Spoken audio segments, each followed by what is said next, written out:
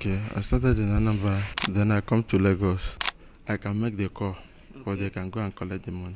Chukwudimeme Onwuamadike, the man the world would eventually tremble to name as Evans, sat in the quiet luxury of his Magodo GRA mansion, sipping coffee while the rest of Lagos began its chaotic morning crawl.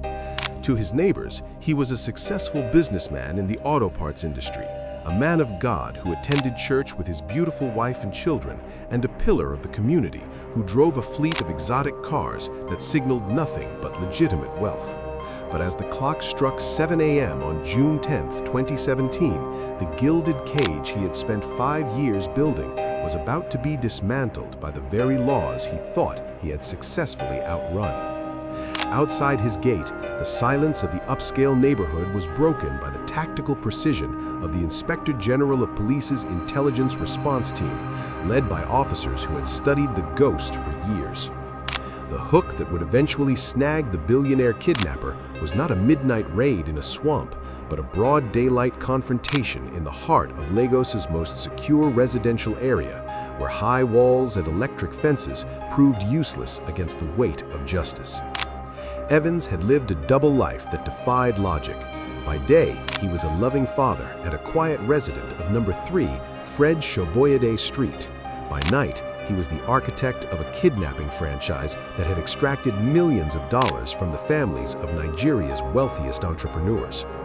From the shadows of Igando and Ikotun safe houses, he had orchestrated the disappearances of men like Donatus Dunu and James Uduji, demanding ransoms that were never paid in Naira, but always in crisp, untraceable US dollars.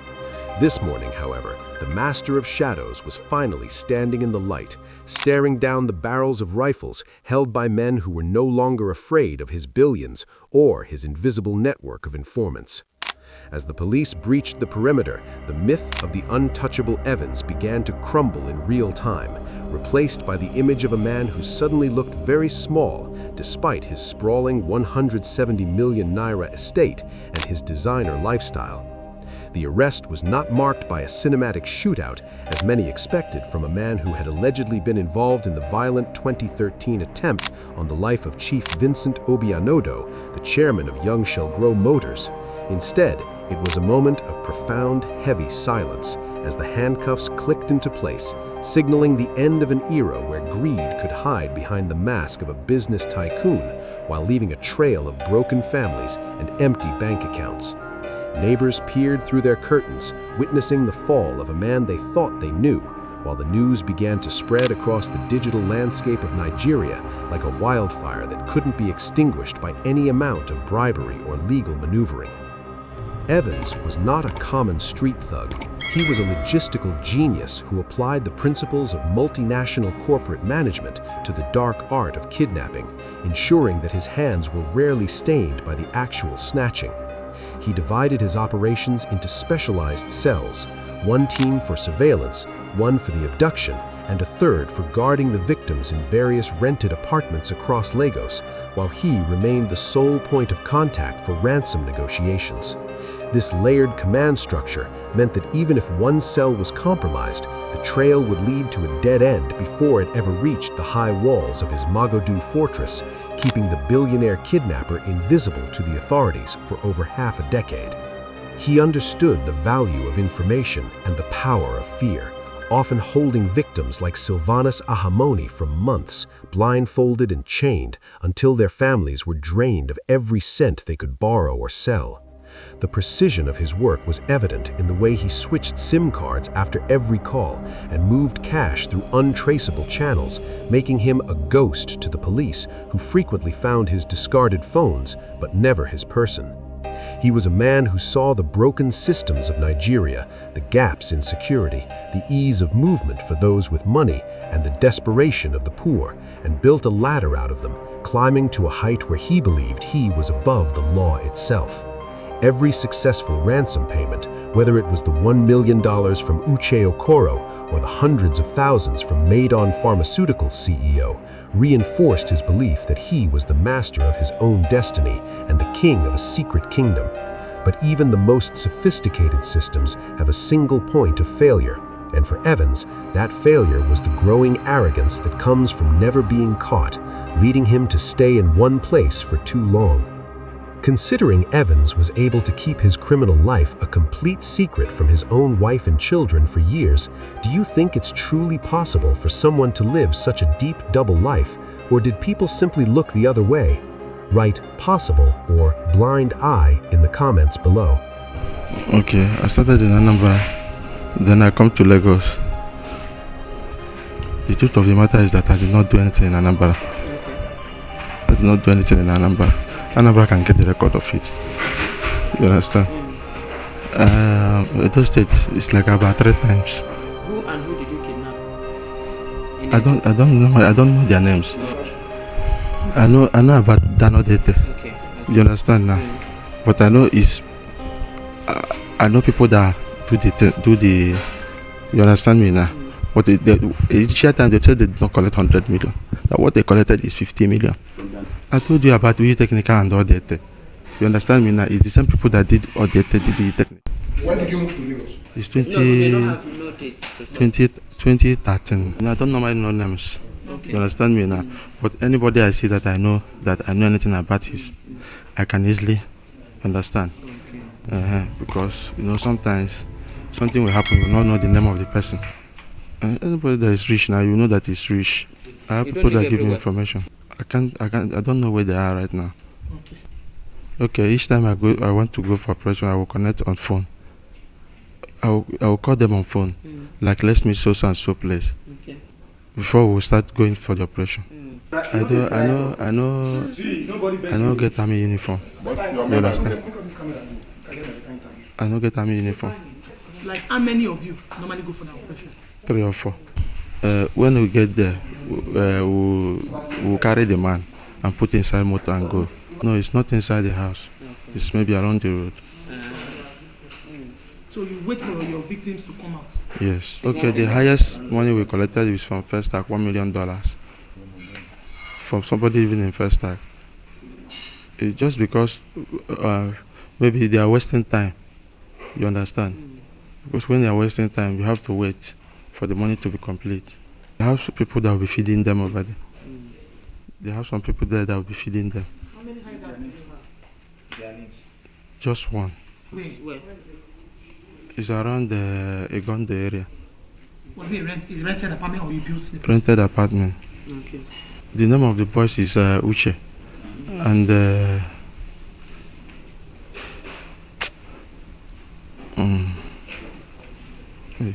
How many of them? there are 2. Okay, just 2. Are they armed? I can't remember his name. You say you can't remember the Are second they armed? person? No. I know the boy called he's an Igbo boy. From where? He's from GRA. Yes. His name is escaping me, but I will remember. Okay. How much do you pay them? How long have they been working for you then? It's not quite. It's okay. The boy is a new person, but Uche is the old person. Okay. How much do you pay Uche before this boy joined? 2 million naira Every month or every operation? every operation. 2 million. No matter the amount. Do you cheat Sometimes your it's boss? above that. Your 2IC, how much do you give him? Do you know after each Your operation? second in command. It depends on the money we make. Who collects the ransom first? Who goes to collect? I can make the call, but they can go and collect the money. It's when they bring the money, we have to share it, all of us. How many are you in the call? Like 6. You have boys in each state? Yes. It's only 6 people I have in Lagos here now. I don't have anyone in Edona. And I don't have both in Anambra, I don't have. If you want to go and kidnap in Edo, what do you do? That time, that is phone call. That was that time. We make phone calls.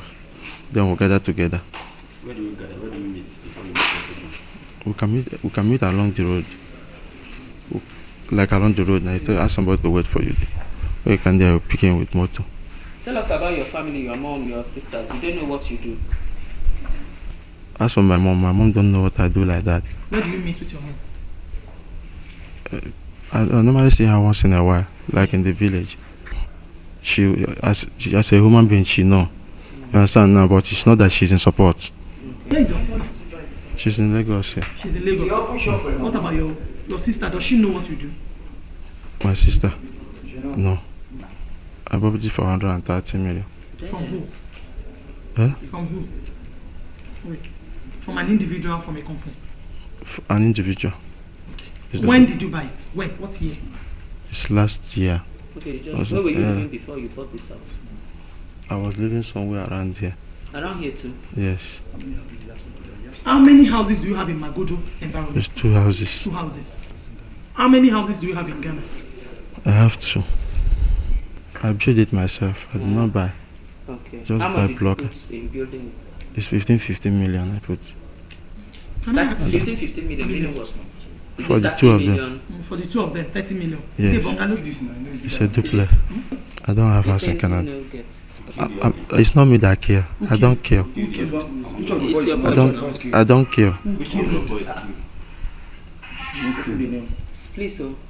You know, I would not know. Even somebody died, I don't know.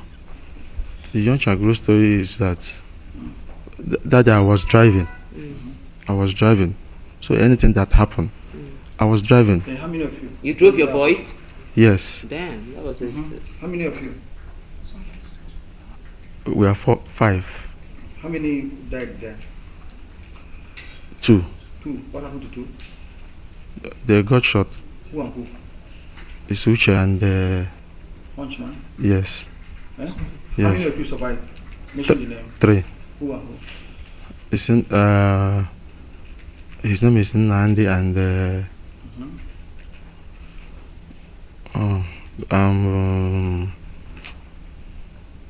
they are calling him. There's one guy, I don't walk or something like that. I don't. And who again? The third person. Me. The young Shagro operation. Who and who fired gun in that operation?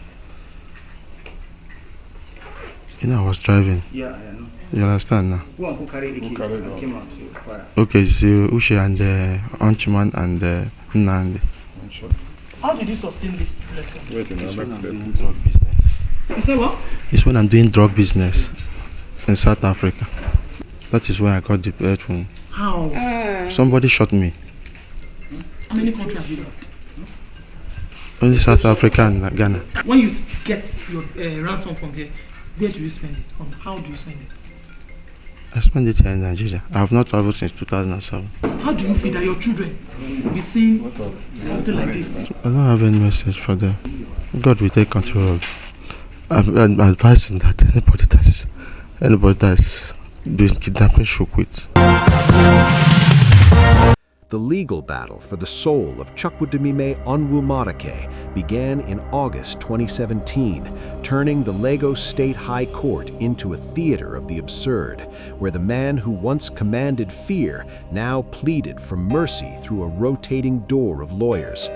The prosecution, led by the state's finest legal minds, presented a mountain of evidence that included confessional videos where Evans described his operations with a disturbing level of pride, mentioning names and locations with the accuracy of a historian.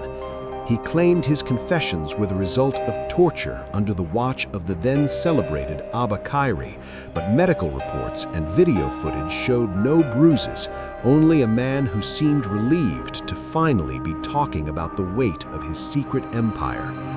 The trial dragged on for years, slowed by legal technicalities, missing witnesses, and the sheer complexity of a man who had faced 52 counts, ranging from murder and armed robbery to kidnapping and unlawful possession of firearms. In the dark halls of the court, the families of his victims watched with bated breath, fearing that the same wealth Evans had used to build his empire would now be used to buy his way out of a cell. There were stories of his gang's brutality, like the killing of police officers Peter Nweke and Chijioke Ngozi during the botched Young Shall Grow operation, which added a layer of blood to the charges that no amount of dollar-denominated ransom could wash away. Evans would arrive at court in a van, a far cry from the tinted glass Lexus he once favored, his designer clothes replaced by the simple attire of a prisoner, yet he still carried an air of defiance that grated on the nerves of the public. He was a polarizing figure. Some saw him as a tragic genius whose potential was wasted on crime, while most saw him as a parasite who had fed on the hard work of honest businessmen to fuel his own vanity and greed. Evans recently claimed he has repented and is now a 200-level student in prison. Do you believe in a second chance for someone who caused this much pain, or should he serve every day of his life sentence? Tell us your take in the comments. The turning point in the trial came when his own accomplices, men like Victor Aduba, a former soldier who allegedly provided safe passage during operations, began to see the writing on the wall and provided testimony that linked Evans directly to the crimes. The judge, Justice Hakeem Oshodi, took note of the defendant's lack of remorse and his attempts to lie his way out of the charges, despite the overwhelming video and documentary evidence that placed him at the center of the conspiracy. The public's demand for justice was at an all-time high, especially as kidnapping continued to plague the nation, making the Evans case a litmus test for the integrity of the Nigerian judicial system. As the years turned from 2017 to 2022, the Billionaire Kidnapper became a permanent fixture of the news cycle, a cautionary tale of how the pursuit of wealth at any cost leads to a destination where wealth has no value, the maximum security wing of Kirikiri prison. As the investigation into his activities deepened, the police began to piece together a map of his properties, not just in Nigeria, but across the border in Ghana, where he owned multiple luxury houses in Accra, built from the tears of his victims. The sheer scale of his wealth was staggering to the public. A fleet of cars worth over 200 million naira, foreign bank accounts, and a lifestyle that rivaled the country's most legitimate industrialists, all funded by the trauma of men who were often left broken even after their release. The trial that followed his arrest would reveal the cold, calculating nature of his mind as victims came forward to testify about the polite voice on the phone that threatened their lives with the calmness of a banker discussing interest rates. Yet, despite the evidence, Evans would maintain a shifting defense, at times weeping in court, and at others claiming he was a victim of a system that didn't understand the business he was trying to build.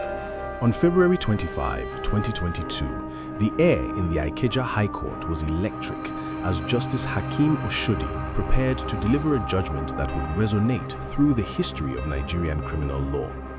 Chukwudimeme Onwuamadike, the man who once believed he was a master of the universe, stood in the dock with his head bowed, listening as the judge detailed the horror he had inflicted on families and the sheer arrogance of his criminal enterprise. The court found that Evans and his co-defendants were guilty of the kidnapping of Donatus Dunu, the CEO of Maidon Pharmaceuticals, and that the prosecution had proved its case beyond any reasonable doubt through a combination of witness testimony and forensic evidence. The judge's voice was steady as he pronounced the words that would officially end the legend of the Billionaire Kidnapper. The defendant is hereby sentenced to life imprisonment, a sentence meant to serve as a deterrent to a society increasingly lured by the siren song of easy money through violence. The sentence was a heavy blow to Evans, who had reportedly hoped for a plea bargain or a lighter term that would allow him to one day see the light of day as a free man again. But the law had no more patience for the ghost of Magodo, especially after a second conviction in September 2022 by Justice Oluwatoyin Taiwo, which added another 21 years for the kidnapping of Silvanus Ahamonu. These back-to-back sentences ensured that even if one legal victory was somehow achieved, another cage would be waiting for him, effectively burying the man who had lived for the thrill of the chase and the high of the ransom. His assets, including the mansions that were once his pride, were slated for forfeiture, and the luxury cars were towed away, leaving nothing but a legacy of shame for a family that had once thought they were the elite of Lagos society. The transition from a billionaire lifestyle to a 6x9 cell in Kirikiri was a shock that reportedly broke Evans' spirit, as the man who once spent millions on security now found himself under the constant watch of prison guards he couldn't bribe. He was no longer the master or the billionaire kidnapper. He was simply a number in a system that had finally caught up to his speed and outmatched his cunning. In the prison yard, he was just another inmate, though his notoriety preceded him, making him a target for both curiosity and resentment from those who had been caught for much smaller crimes. He began to look for ways to reinvent himself within the walls, reportedly taking up studies and even teaching other inmates, perhaps in a desperate attempt to show a reformed face to a public that had long since closed its heart to his pleas. But for the victims who still wake up in the middle of the night thinking they are blindfolded and chained, no amount of prison yard repentance can ever truly compensate for the life they lost while he was counting his dollars. Today, the name Evans serves as a mirror for a nation struggling with the twin demons of greed and insecurity, a reminder that the most dangerous predators are often those who look exactly like the people we are taught to admire. His story is not just one of a criminal who was caught, but of a systemic failure where intelligence and ambition were twisted into a tool for destruction because the path to honest success seemed too long and too difficult. He could have been one of the great entrepreneurs of his generation, a man who built industries and created jobs, but instead, he chose to build an industry of fear and create a legacy of trauma that will outlive his life sentence. His mansions in Magodo still stand, but they are hollow shells of a dream that was never real, built on a foundation of ransoms and the broken spirits of men who were merely transactions to a man who had lost his soul to the dollar. In his quiet moments in Kirikiri, Evans reportedly dreams of the world outside, the smell of engine oil in Newi, the chaotic energy of the trade fair market, and the morning mist of Magodo. But those dreams are now his only luxury. He has become a student of the National Open University, excelling in his papers as if trying to prove to himself that he was always more than just a kidnapper, but the weight of his past remains an anchor that no academic achievement can lift. His wife and children have moved on, living in the shadow of a name that was once a source of pride and now a badge of infamy, a reminder that the sins of the father can indeed haunt the generations that follow. The Nigerian police, once mocked for their inability to catch him, use his case as a textbook example of modern intelligence work, showing that no matter how smart the criminal, the collective will of a society to protect its own will eventually prevail. Justice may sleep in Nigeria, as the saying goes, but in the case of Chukwudimeme Onwuamadike, it eventually woke up with a vengeance that stripped him of his wealth, his freedom, and his identity.